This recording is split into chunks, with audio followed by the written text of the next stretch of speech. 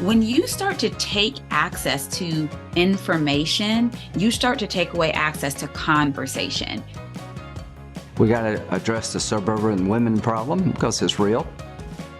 Welcome to the Suburban Women Problem, a podcast from Red, Wine, and Blue.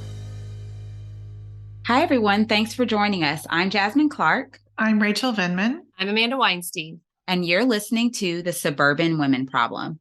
So we're almost at 100 episodes. This is our last regular episode before next Monday's live event with Heather Cox Richardson. We are so excited for this event, and I know our listeners have been submitting questions to ask Heather. We can't wait to dive into everything with Heather live on Monday, May 15th at 8 p.m. If you haven't gotten your tickets yet, you only have a few more days, so be sure to visit the link in the show notes. Or if you have any questions, you can always email us at theswppod@redwine.blue. So Heather was our very first guest, and this week I got a chance to catch up with Chasten Buttigieg, who was our second guest. It was so fun to talk to him again and share what we've been up to since he was on the pod 2 years ago. And before that, we'll be joined by Katie Paris to talk about Red Wine and Blue's response to the, quote, parents' rights movement. They're launching a new initiative called Freedom to Parent 21st Century Kids, because that's what most parents actually want. But before we get to all that, what have we been seeing in the news and what's been in our group chat, y'all? Shootings. Again, it's like Groundhog Day over and over. It does feel like Groundhog Day, but in like the worst nightmarish way possible, right? Yeah. I'm so done. And you know, I know you're a legislator, Jasmine. I know your husband is a legislator, Amanda. I am tired. I am a mom. I am tired of people telling me what they cannot do. In our house, the maximum effective range of an excuse is 0 meters. You will have consequences if you give me an excuse of why you didn't do something. And this is what I am saying to the President of the United States, President Biden, who I do support and have supported and will support in the coming election. Right. Do something. Lead from the front. We are done. We are absolutely done. And if you have a D next to your name, you need to go there. And maybe you're not going to get elected next time, but stand for something. Stand up and do something. I think that the Biden administration has done amazing things on so many things. It doesn't really matter if my child is dead, and they don't even have to be dead. Let's talk about if they're not safe, right, to do normal things like go to school, go to a freaking mall. If we can't do those things, then we don't really have freedom. No, 100%. We don't have the freedom. And you can see that they can do it. They are choosing not to, because we've seen them pass legislation, anti-trans bills. We've seen them try and restrict access to the pills that we take. They absolutely can do something. This is a choice. Not doing something is a choice, and it is a choice that is leading to people dying. And you have people like one of the first people that was on the scene, Stephen Spanauer. I might be saying his last name wrong, but Stephen Spanauer, who is a former police officer, a former Army officer, rushed to the scene in the mall in Allen, Texas. And he said it wasn't mental health that killed these people. It was an automatic rifle. I'm a gun lover. I have guns. I'm a former police officer. I'm a former Army officer. Prayers won't bring these people back. We need action in our legislatures. That's what Stephen Spanauer said after he pulled off a mom who was dead off of her child. We are sick of having our kids be target practice for someone who got an assault rifle. We're sick of being target practice as moms. There's no safety net. We are it on so many things in this country, and one of them is guns, right? We're the last safety net as teachers, as moms. And if someone has a gun, you throw yourself in front of your kid so hopefully they can live. We want a different way of life. That isn't freedom. Exactly. I was recently scrolling through Facebook, and one of my friends posted one of those like philosophical questions, like, which would you rather have? A magic penny that doubles every day, or would you want $1 million right now? It's a compound interest question.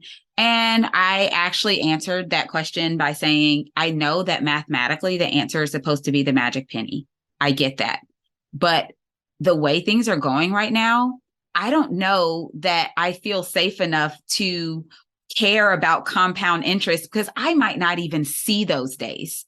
Just give me my million now, because honestly, I could step out of my door and go to Publix and never make it home. Or I can go to the mall and never make it home. We are all living in a moment in what is supposed to be a civilized society where any given moment could be the moment where you just happen to be in the place where some person who has way too much access to firearms and tactical gear and all these other things. And I'm like, why do we even sell that to people? Like, what do you need that for? It should be in the military. I know. And they want to say like, oh, this is their right. And they claim the Second Amendment. But the truth is you're not allowed to have nuclear weapons. Thank you. You're not allowed to have a tank. There's plenty of weapons you're not allowed to have because they are military grade weapons. Assault rifles are one of them. That should be a non-starter. The only reason these things exist is to kill people in large numbers. They're not hunting rifles and they are not used in self-defense. Weapons of war do not belong on our streets. No. And that's what they are. And, I just want to point out, I am so tired. Every time there is a shooting, the automatic response is they're going to use this to take away your rights. Right. The example they always use is you need these rights and you need these weapons in case there's a civil war. Last time I checked, there's only one side that wants a civil war, and those are the people with all the weapons. So we should actually be extra concerned because the people who don't want the civil war are the people who are advocating for like reasonable gun control. Just saying. Reasonable is the key word there. When someone says universal background checks, they're not taking your rights away. When someone says red flag laws, they're not taking your rights away. When we're saying that, people who have shown themselves to be mentally incapable of doing other things in our society probably should not have access to multiple long rifles and handguns and tactical gear and helmets and all this stuff, like that's not taking anyone's rights away. It's just common sense. Yes. I'm actually at the point of not understanding, because even the Fox News poll shows that most people agree with this, even right-wing people, except for the extremist.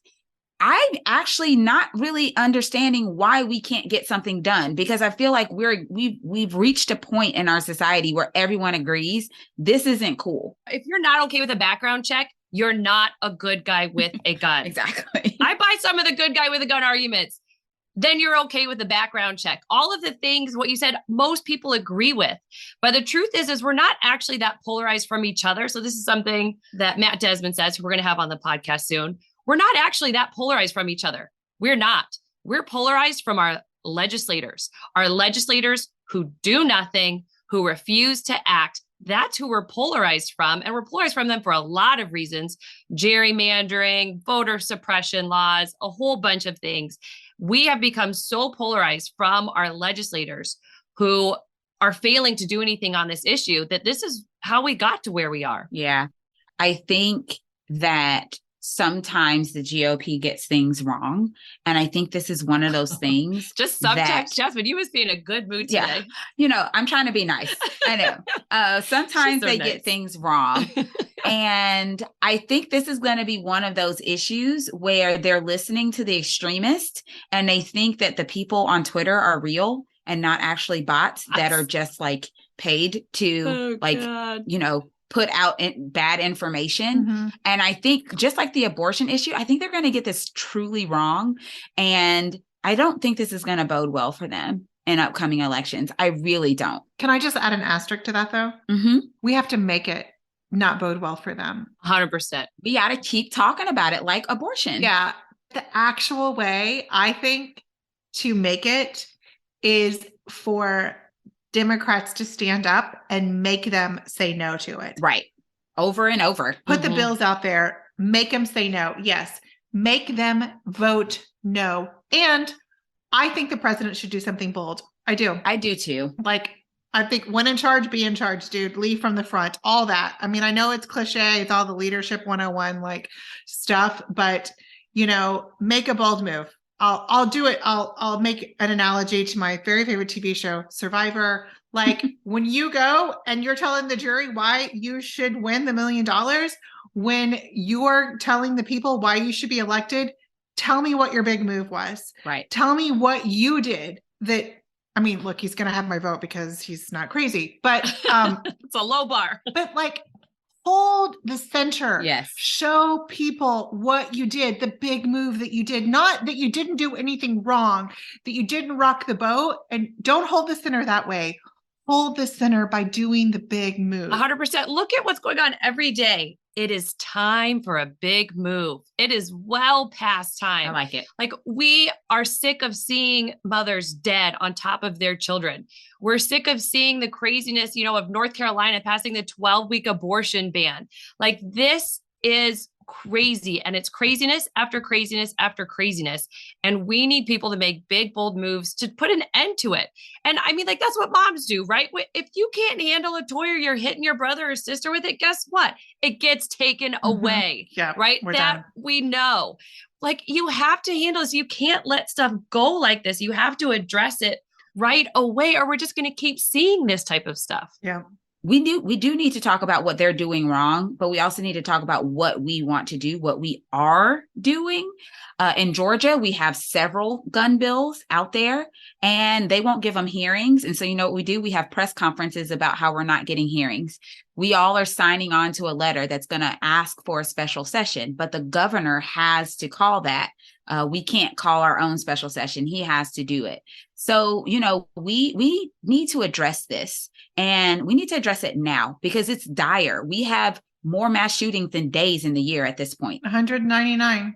Like, we've gone to war for far less. Yes, exactly. The fact that we just put up with this, we do not have to. It is taking a toll on our mental health. And that's another thing that now the Republicans really want to talk about mental health. Mm-hmm. Sure they do. I mean, thank you for wanting to have that conversation now. Then let's have that conversation. Let's have a conversation about your record on supporting mental health. And the Affordable Care Act. They don't. Exactly. No, it's ridiculous. Not to be too personal about like my family situation, but we moved and I have a 12-year-old. It's a tough year, and she goes to a therapist.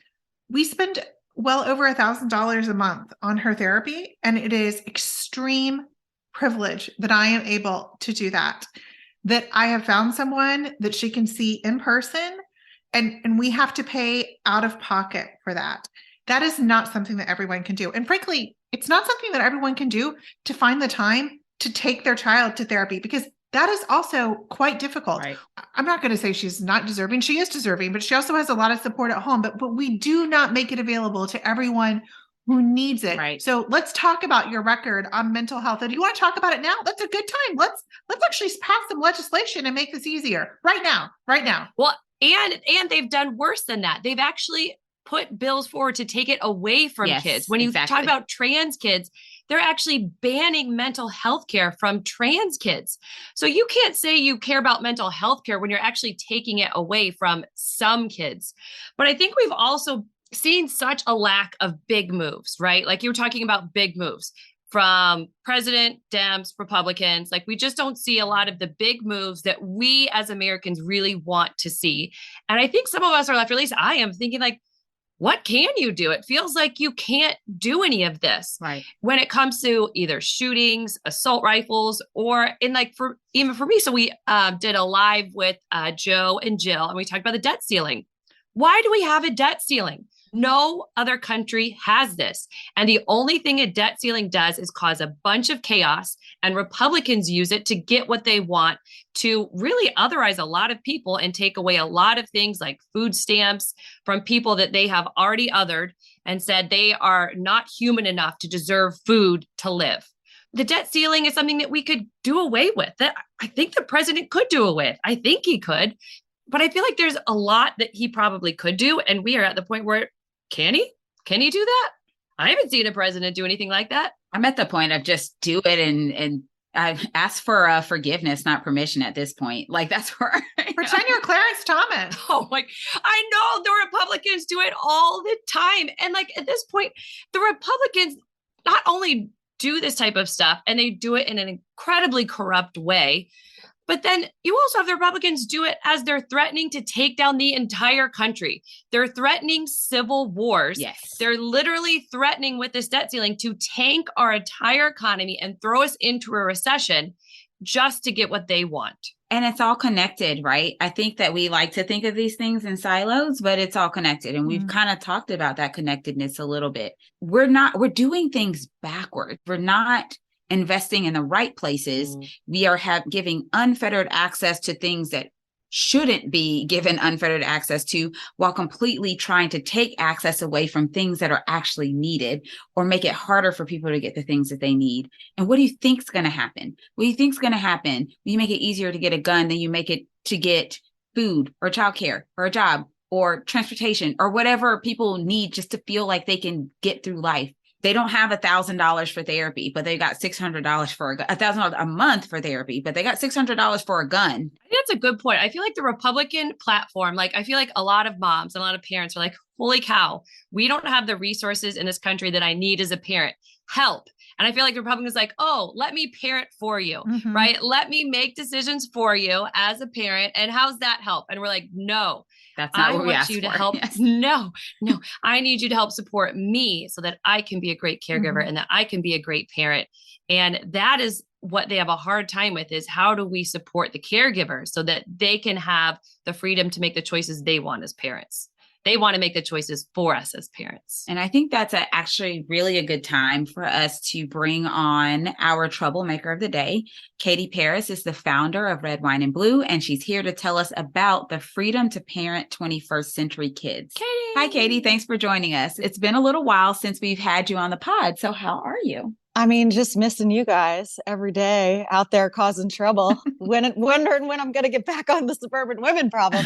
For real, you guys, it's so good to see you. I listen every single week, and I just thank you. You guys listen so well to what you're hearing out there from other moms and women. And I hear all the time, out here in the States, talking to women, how they are listening and how much it means to folks to hear conversations or sharing the podcast to help other women understand issues that you guys are tackling, and just really appreciate how you break things down and talk about it like in language people actually use to talk about issues, rather than over people's heads. And so appreciate everything you're doing. Oh, who wouldn't love us? I mean, except for every Republican, but other than that, The people who see us as a quote problem. That's right. All right. So as you know, we talk a lot on the pod about these so-called parents' rights groups. And your new Freedom to Parent initiative is all about mainstream moms calling BS. So could you tell us more about the Freedom to Parent? Okay. This parents' rights thing, you guys, it's completely out of control. It is. It is causing chaos all across the country. I know that you all see it because you don't live in places like Washington, D.C. You are in Ohio, you are in Georgia, you are in Florida, and you are seeing the chaos that this is wreaking in our communities, the problems it is causing for our children who are stressed out enough. And so are we as parents. They think, these extremist politicians think they have their golden ticket with parents' rights. Okay. So it doesn't matter whether they are talking about trying to limit what our kids can read and learn. It doesn't matter if they are talking about refusing to do anything to keep our kids safe from guns. It's the exact same people talking about parents' rights. I want to know about my right to be able to send my kid to school knowing they're actually going to be safe. They're even doing this on reproductive rights now. They think it's their golden ticket. They say somehow if we give people reproductive freedom, that, that's going to undermine my parental rights to be able to make decisions with my daughter. Well, guess what? There won't be any decisions available to your daughter if you all get away with taking away our rights, our freedoms as parents who are really trying hard out here. These are complicated times. These are complex times. And what we need is to be supporting each other in navigating this complicated terrain. And what we need is our freedom for all parents, not just some parents to say, my rights get to trump everybody else. And my decision should be the same as for everyone else. Every parent in these complicated times needs the freedom to decide what's best for their kid, to ensure the safety of their children and to make sure they can get set up for success, to be prepared for the 21st century, to be prepared for a diverse and changing world. And we know that this is how mainstream parents feel. And we know that they're sick and tired of hearing this so-called parents' rights idea being paraded around as though it represents all parents. And so we are giving voice to those mainstream parents who've had enough, who see the effects of this, and they're not going to be silent anymore. So we're declaring our freedom to parent for our 21st century kids. Hear, hear. We have done it before. I think that we need our political leaders who do share our values to grow some spine here, to speak up, to not be like, oh, they're talking about parents' rights, so that must mean we don't want to ruffle the feathers of parents. I'm like, what? Parents, we're over here. Yeah, exactly. Can you please speak up for us? But you know what? Jasmine, you're an exception. But in general, I believe the politicians, they don't lead very often. They follow. So we have got to show the way. Oh, right? Katie, you're going to love this episode. You're going to love the first part of this episode. Oh, it's like you were listening in. Yeah. We want leaders to lead. Shocking. I know.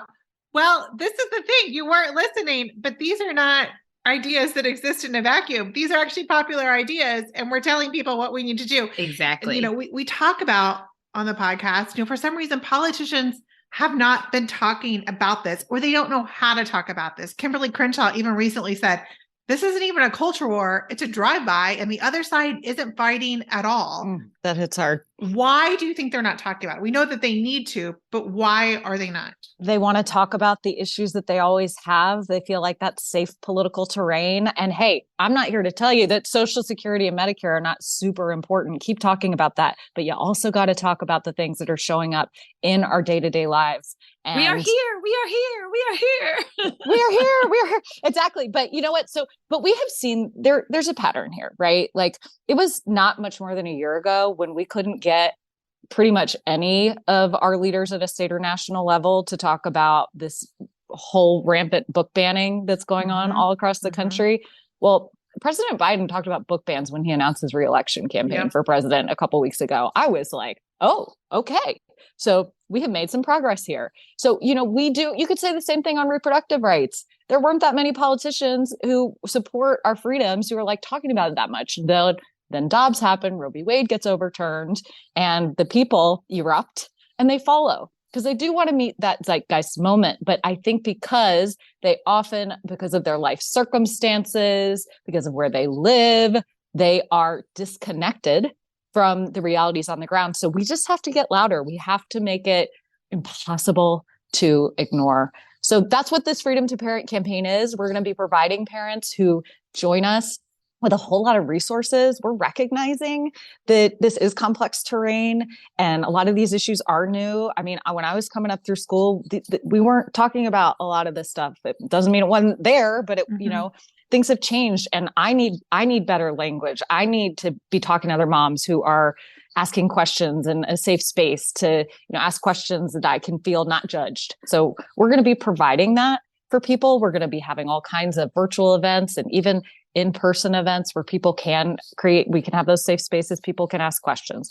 We are going to be having our Banned Book Club meetings and our little Banned Book Club we're launching so that parents with school-age kids can have a place to talk about some of these books that are getting banned for younger kids. We are going to be launching Banned Bookmobiles this summer, y'all. It's going to be great into these communities where the book bans are coming. We're going to be, lovingly bringing those books into those communities so people are going to have those conversations. And we're just going to be providing a lot of education and resources for people who are understandably confused by what is going on all these issues. We're going to provide a lot of information through, interactive events, as well as just information on our website people can find to get some answers to questions, and then connect with our community, because that's what we're all about at the end of the day, being there for each other. I love that. I love that y'all have this great game plan, and it's multifaceted, and it really covers a lot of bases. I also will say, along with being a legislator, I'm also a mom, and you're also a mom, Katie, as well. And so I just wonder, how do your own personal experiences with your own kids inspire this work? One of the women I worked with has this line, and I just love it so much. She goes, you think I'm scared? You want to mess with me? Try me. I'm somebody's mom.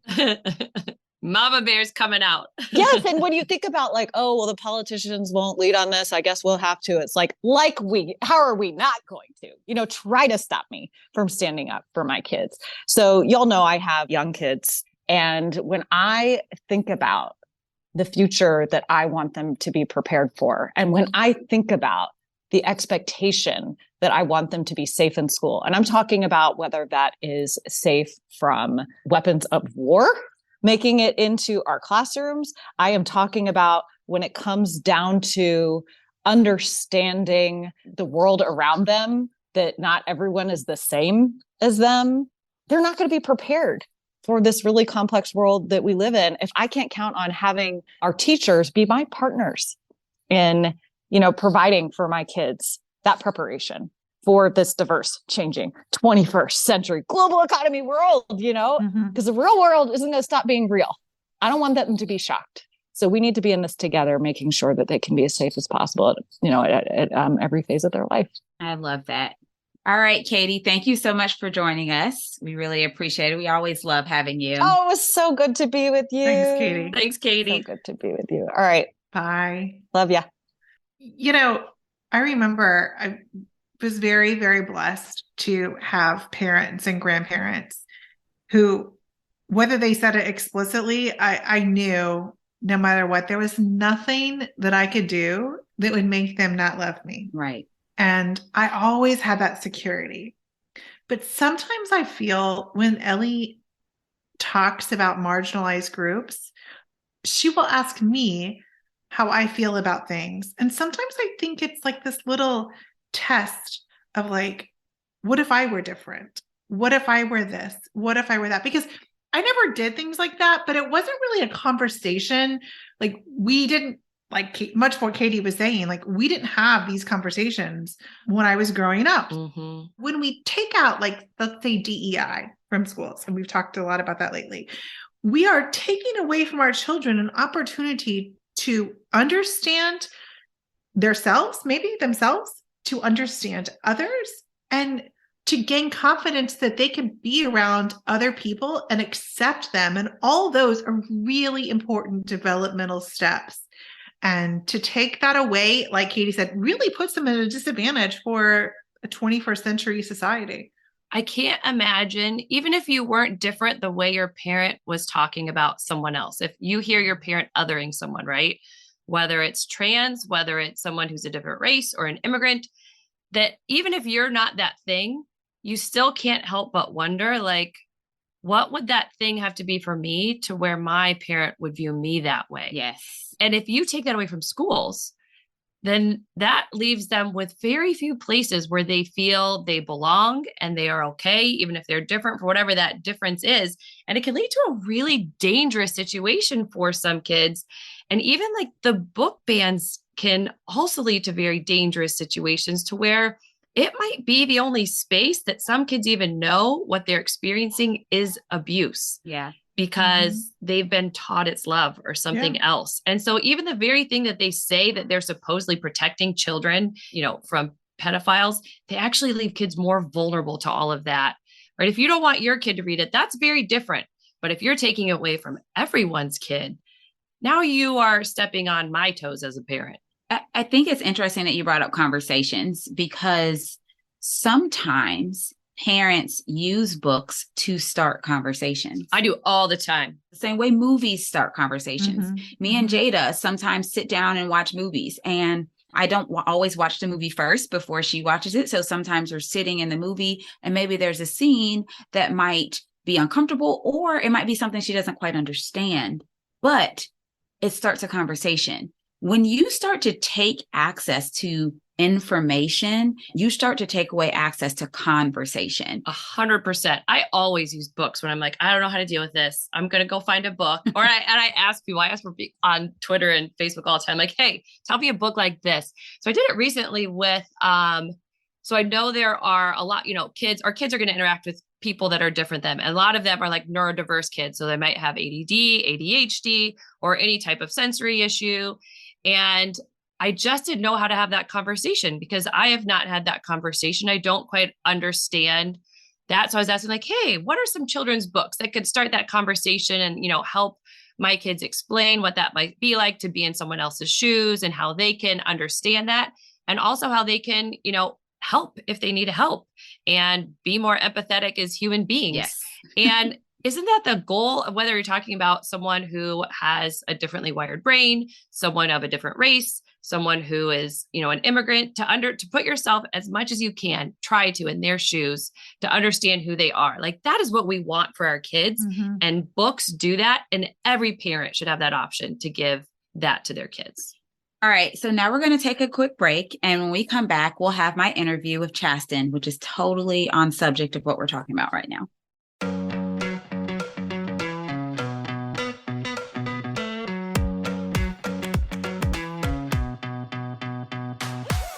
Mother's Day is right around the corner.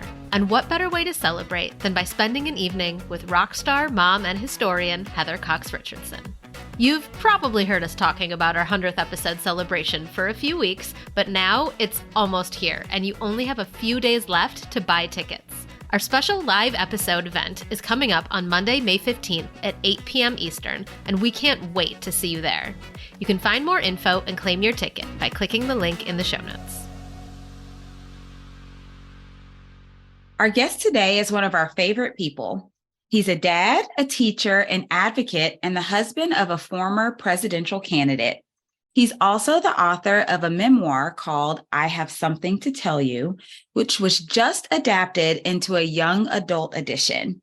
Chasten Buttigieg, I'm so excited to welcome you back to the Suburban Women Problem. Thank you so much for having me. It's great to be back. So we've been talking on the podcast lately about how we're just about to reach 100 episodes. I can't believe it. And we're doing a live event to celebrate with Heather Cox Richardson, who was our first guest. But you were actually our second guest. I talked to you back in May of 2021, and that was actually the first interview that I ever did on the podcast. Wow. So it's so nice to have you back. Well, it's great to be back. So much has changed since we talked in May of 21. We were still deep in the pandemic. Since then, I've been reelected. We've also seen bills that attack LGBTQ kids sweeping the country. And most importantly of all, you have become a parent. That is true. How have you been for the last 2 years? How's it been for you? It's been a wild, wild ride. I started writing this book over 2 years ago, and then the kids were born. So threw a little wrench in there. Kids do that sometimes. Yeah. Keeping me very, very busy. And they're just remarkable. They're so cool. They're like my favorite people in the world. I want to be around them all the time. I just, never like you wear your heart on the outside of your chest, Obviously DC is like a whole nother thing, political life, but dad life is just incredible. I love it so much. So you just released a new version of your memoir for young adults. Yeah. And unfortunately, things have not gotten better for gay and trans kids in this country in the past 2 years. It just seems like if things could get worse, they just keep getting worse. Yeah. So could you tell our listeners more about your memoir and why you decided to adapt it to younger readers? Yeah. So the goal of the book was to write something I wish I could have read when I was in middle school. It's also a book I really wish my teachers and my parents could have had. So they would have known the pain I was going through as a closeted gay teen in rural, northern conservative Michigan. What I really needed, the allyship, the love I needed, the support I needed, and what that could have done for my confidence. So I detail a lot of those stories growing up and then go into teaching and obviously the presidential campaign a little bit. But this one is really for young people. And this is my way of helping them believe that it still can get better. I believe we're in this season of politics because things were actually getting better. And now because things were getting better, certain people are scared by that. So they want to make it worse. Yeah, it's like a reaction, and it's really unfortunate. So I would love to hear one of the stories that you tell in your book. Oh, sure. There's so much in there about conforming and identity and masculinity and politics and bullying. And there's some hard stuff in there, like heartbreaking stuff. I wanted to share like a really vulnerable side of myself with the young readers so they could sense what I went through. But then there's also some humor in there as well. So there's this whole chapter I love about not blending in on the playground and not knowing like who my friends were. And I wasn't good at track and I wasn't good at basketball and I wasn't, good at all these like athletic things. And it just kind of details like my parents setting me up for, the next thing, like join the basketball team. And like I failed miserably, like join the track and field team. And I failed miserably. And then there's a good chunk in there about growing up in 4-H and what it was like, raising cows. And the chapter's called I Am Not a Cowboy. And, this frightened, weird, lonely, closeted kid who's like wearing Wrangler jeans and like American flag shirts with a Stetson showing steers at the county fair. Like, what I really want to be doing is like singing Celine Dion on stage. There's a lot in there just about like identity and like what I thought everyone wanted me to be versus like what I, allowed myself to believe. And ultimately, when I leaned into my differences, how I, flourished and grew to love myself. I love that. All right. So I think most of our listeners already support LGBTQ kids, but they're out there having conversations with their friends and neighbors about some of these issues. So for our listeners, do you have any advice about how they can talk to people in their lives about all these anti-trans and anti-gay bills? Because it's a lot. Yeah. And I think people are just kind of like, I don't know what to say. Yeah, I think especially when it comes to trans Americans, if it's something that's really new to you, one of the most helpful things that you can do is to pause and then do your research. When I was traveling the country a couple of years ago on the campaign, I felt an expectation to speak up for everyone, not only speak up for everyone in our community, but to represent everyone in our community. And as a, white cisgender gay man, I walk through the world with different privileges than other people. I also have no idea what it's like to be trans. So for me, it was really important to sit down and learn from, young trans people, learn what was going on in the community and learn how I could be a better ally. And there's a lot of information that I didn't have and I had to go seek it out. There were connections that I needed to make, research I needed to do, and I needed to approach that with empathy. And because I believed in sticking up for people in our community, I wanted to do that work first. And so I think right now, something that folks can do is just take a breath and do some research. The wider American medical community supports gender affirming care. It is life-saving care. I would recommend people look to the science and the professionals in medicine, in mental health, in education, and learn before they react. There are also pockets of this country, especially in rural America, that don't have PFLAG chapters. So, you could start your own PFLAG chapter and join like-minded and similar parents who can, come together and meet and share that community, but also, the same purpose for sticking up for their kids. But I think it's a season of active allyship right now. The allyship has to be more than just posting on social media. I love that. So one theme in your memoir is authenticity and, having the courage to be our true self no matter what.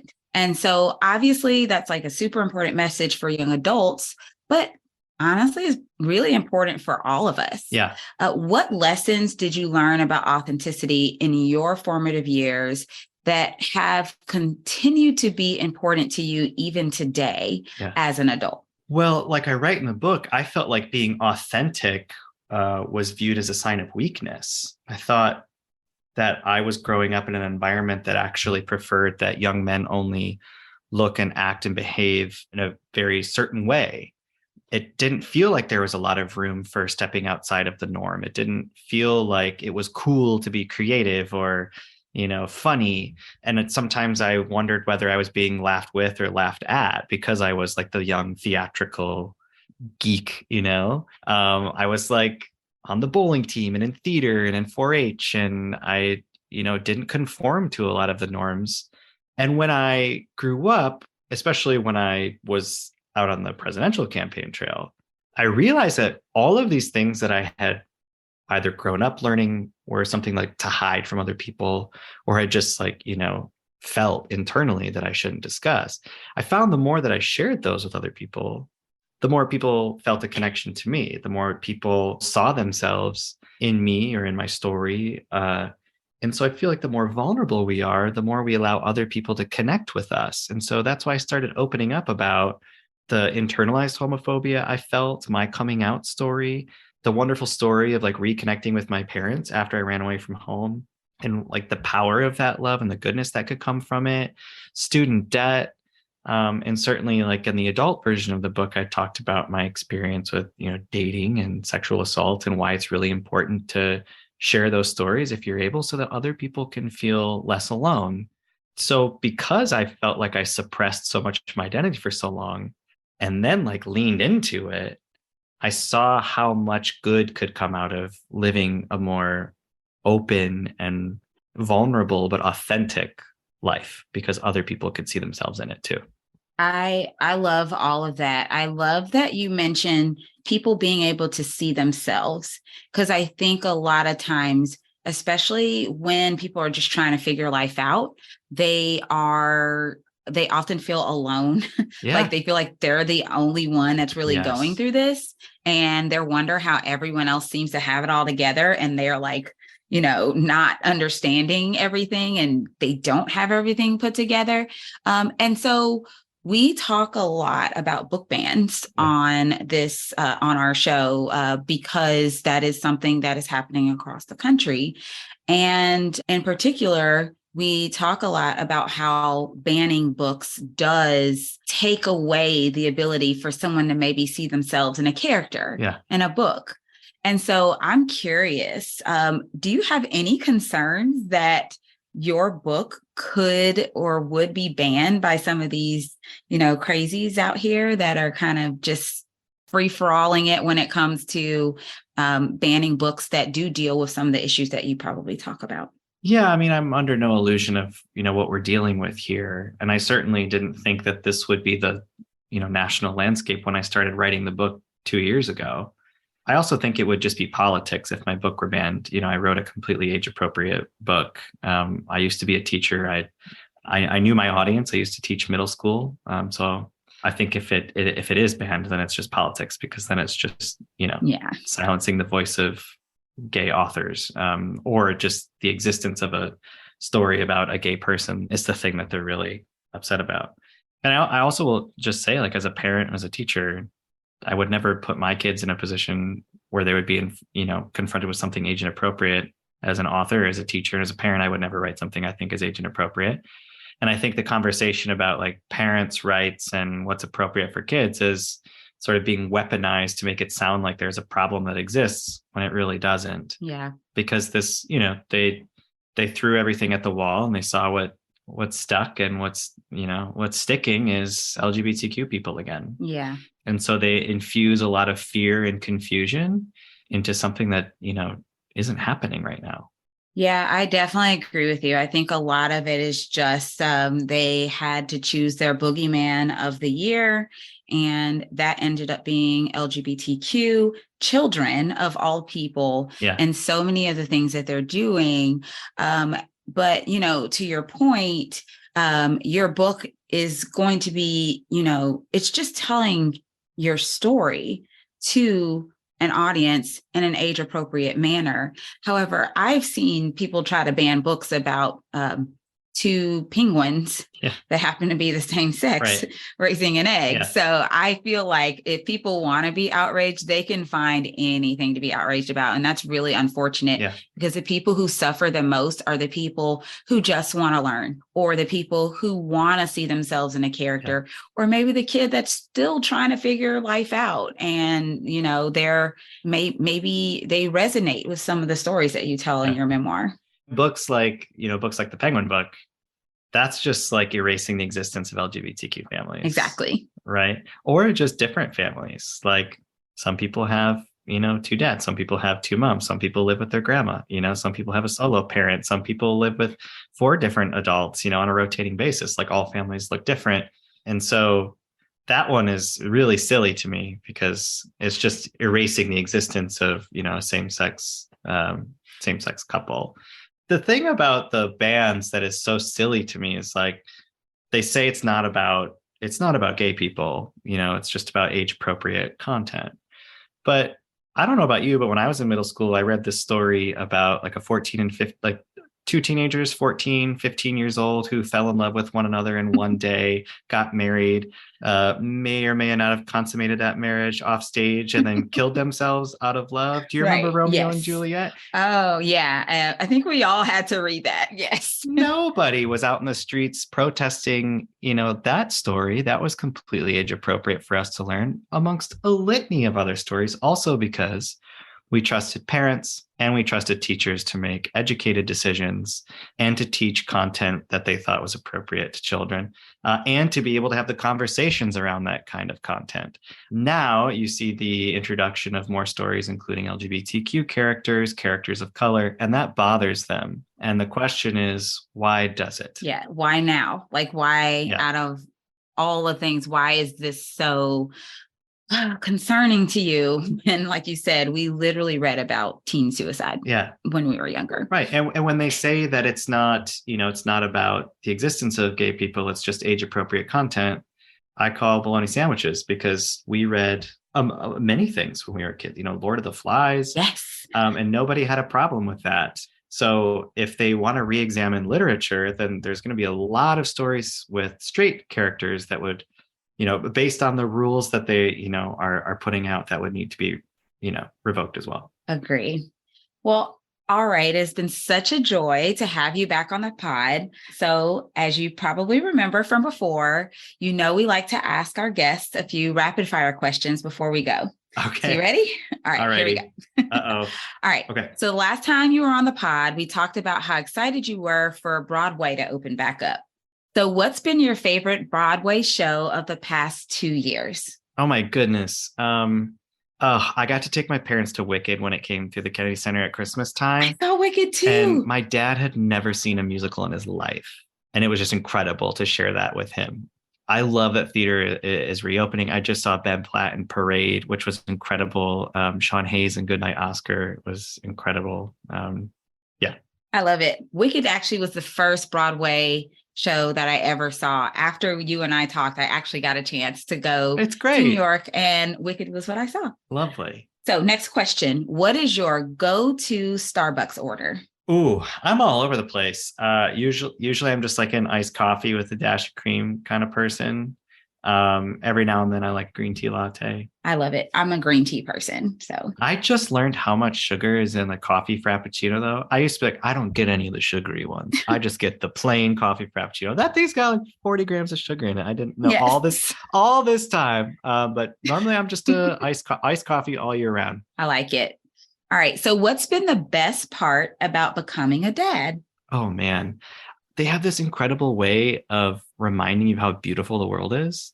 Like Gus is obsessed with birds right now. And this morning I was getting him out of the stroller and putting him in his car seat. And he stopped and he was looking around.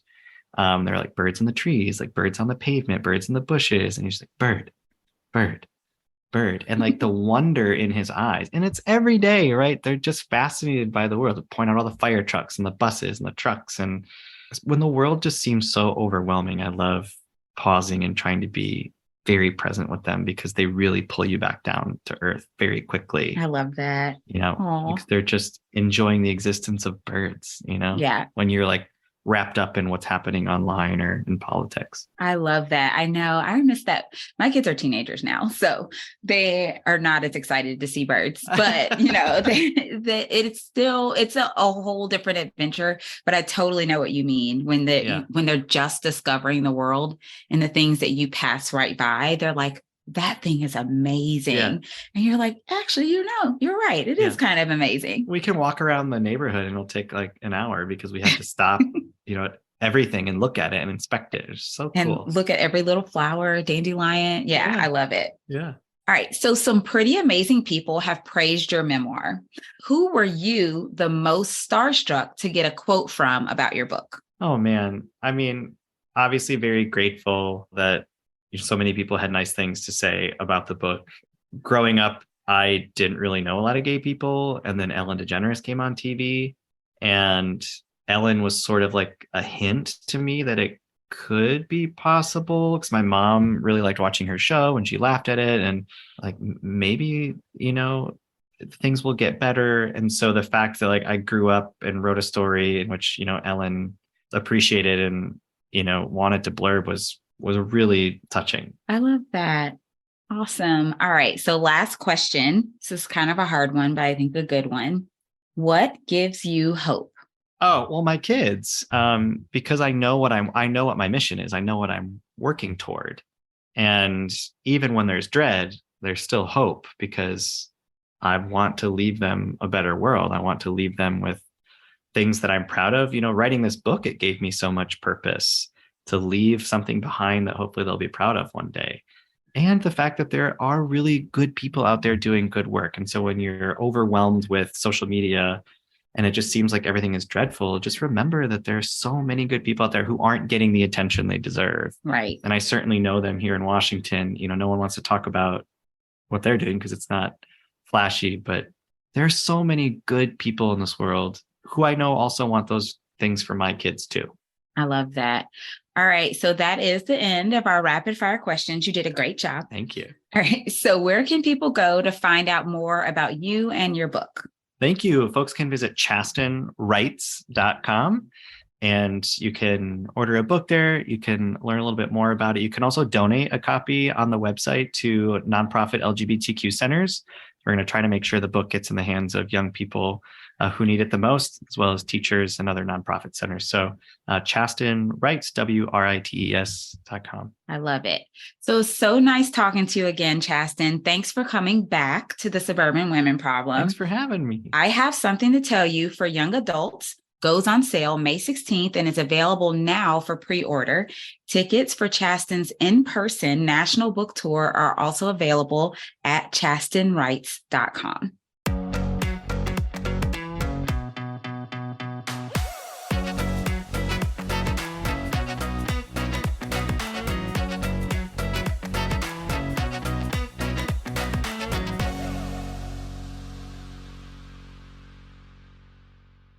Welcome back, everyone. Jasmine, I loved your interview with Chasten. I loved that he was saying this is a season for active allyship right now. It has to be more than posting on social media. Oh, yeah. Like, that is it. Like, that is the whole thing to me. Like, we need to be supporting each other. Yes, amplifying each other's voices. Can we come together as a collective, as a team to change what we see in our country right now? Yeah. I think one of the things that really resonated with me is kind of the why, because I think a lot of people ask why are they going after LGBTQ kids right now? Why are they the new boogeyman? And it's funny because since we've been doing this podcast, we've talked about the different boogeymen that have come up, and it's like a recurring theme and it does not fail. This is something, we did not make that up. It is happening. And one of the things that he talked about was that as a society, especially the younger people, they're becoming more tolerant, more accepting, and things were actually getting better. But I think that when that happened, there were some adults that saw that and said, no. Yeah, we cannot have you tolerating people because we need to maintain our boogeymen. We've got to keep something to be scared of. And so we're going to do this and we're going to go all in and try to reverse this trend of tolerance. And I think they're scared that their children might be different, whether or not they're gay or trans or different in any way, as I think in teaching, you see, especially in the very younger grades, that parents really just want to make sure their children are fitting in, that they have friends, that they're on track or better than their peers. And why? Because we know the importance of being quote unquote normal, of being with a group. And if you're different, we know that it makes life harder. So it can come from a place of good, but manifest itself in a really harmful way. Yes. And I agree. And, the idea of active allyship, next month is as Pride Month. And, I would like to see a lot of parents joining these marches. I mean, I pray that they're safe, but joining these marches like we did for the Black Lives Matter movement, protest in 2020 to really say am I wearing a rainbow shirt? Am I gay? Is my child gay? I don't know. It doesn't really matter. Exactly. That's where we need to get to. I am doing this because I am showing my support for this community. And if it has a personal meaning, great. If it doesn't, great. Yeah. And I think it's how we get to all the other stuff we want to see happen in our country, right? We cannot keep seeing them, the Republicans, wage these culture wars and let that drive the entire narrative and let them say whatever they want. We have to stop it in its tracks and then take the steering wheel away from them. They should not have a political driver's license. Like, it's time to take that away. Well, I think that's a good time for us to transition to our toast to joy. And so, every week we like to talk about something great or positive that is happening in our lives or in our communities or anything like that. So this week I will start with you, Rachel. What is your toast to joy? My toast to joy this week is my dear friend and former neighbor. She told me, we both live in Florida now in different areas. And she was my across the street neighbor for several years. And she hasn't really made any friends in her area, but she saw someone online, like, I don't know if it was in a neighborhood group or a parents group, who is posting similar things to her. And she said, you know what I did, Rachel? You guys talk about it on your podcast. We just got together, a group of like-minded moms based on, what they've been posting. They found some people, invited them over to her house, and they talked about what they could do and how they could help and, how they could make a difference. And so, I mean, it's the beginning, but it's a step. And she was, I love that. I mean, I loved it too. And I was saving it for our toast of joy. And a couple times I was like, oh, I should text this to them because it's just, everything always feels like it's really, really heavy, but there's good that's happening out there. And there are people who are getting together, and you can do this, you can start this. And my friend is not like this Uber organizer, but she just took that first step and she really did it for her children and to say, how can I make a difference? So my toast to joy is to Lindsay and her friends who are brave, who know they need to step up and create what they want, and they have to lead by example. Politics doesn't have to be talking points and Fox News. It can be real life. Mm-hmm. Yeah. Politics is having a drink with your friends. Yeah, exactly. Yes. Exactly. So Amanda, what is your toast to joy this week? All right. So my toast to joy. So my daughter did turn 6. So happy birthday, Amelia. Oh, happy birthday. But she's not going to get my toast to joy. She's getting other things for her birthday. It's fine. But my toast to joy is actually, we just, in the primary for Akron, voted in Shamus Malik, who is basically the primary is the whole deal with Akron. So he, when he becomes mayor, will be the first person of color to be mayor of Akron, which is huge for a group to be represented. And he is young and so smart. And there is and he won by a much wider margin than anyone was predicting.